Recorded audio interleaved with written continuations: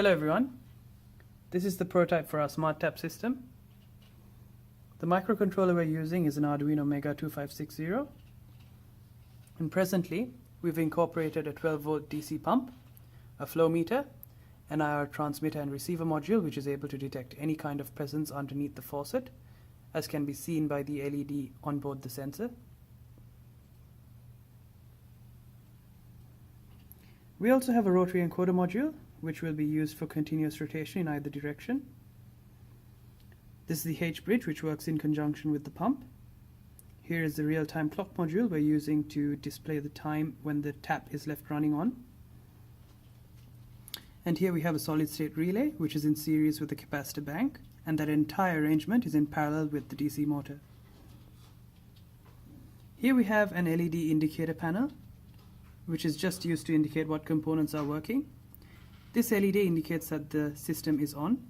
This LED indicates that the tap is off. This one says that the tap is on. This one indicates that there is any kind of presence under the faucet, which is basically the feedback from the IR transmitter receiver module. So when presence is detected, not only does the LED on board the sensor light up, but the panel also lights up.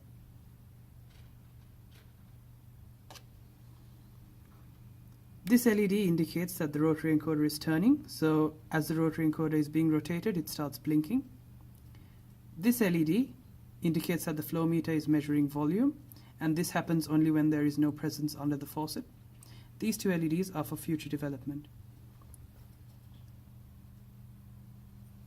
This is our interface, and presently, since there's nothing happening with regards to the tap, it's just outputting the total milliliter count, which is 0. Let's see the system working. As we rotate the rotary encoder, the tap turns on. The LED indicators indicate that the flow meter is working and that the tap is on. The tap has just turned off because the volume has exceeded 500 milliliters and there was no presence detected underneath the faucet. If we start the tap again, and we have some sign of presence under the faucet, the presence is indicated and the tap will keep running beyond the 500 milliliter mark. And as you can see, the flow meter's indicator is not lit up because we're not using it to measure anything, as there is presence. As the presence goes away, the flow meter starts blinking, resetting the volume count, thereby starting once again from 0 milliliters and stopping at 500 milliliters.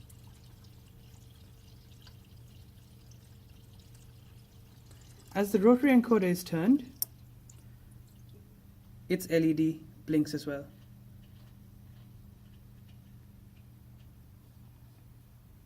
The reason why we have a solid-state relay is because of this capacitor bank over here, which is required for the motor to work.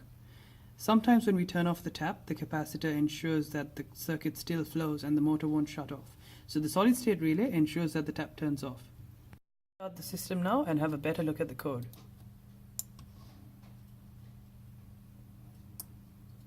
As previously mentioned, since the system is not running, the total milliliter count is set at 0 and this continues to be displayed. As the tap is turned on, the rotary encoder value is displayed. It's a value between 50 and 255. The total milliliters are also periodically displayed. Once the volume exceeds 500 and there is no presence detected, the tap turns off and a message is displayed. The tap was left running at the time on this date. And once again, the total milliliter count stays at 0.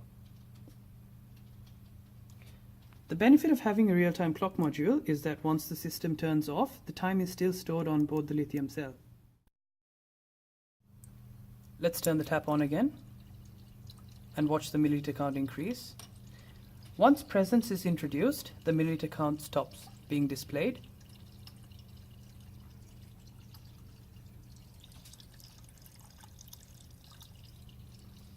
And once the presence is removed, the milliliter count resets and it starts getting displayed again. When 500 milliliters is hit, the system will automatically shut off, time being displayed.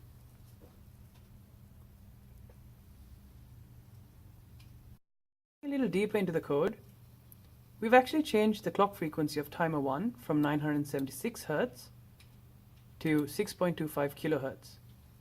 And the reason we're doing that is to increase the PWM range that the DC motor works with. Another advantage of increasing the clock frequency on timer 0 is that everything that relies on timer 0 works much faster. Additionally, it can be seen that our system responds very fast.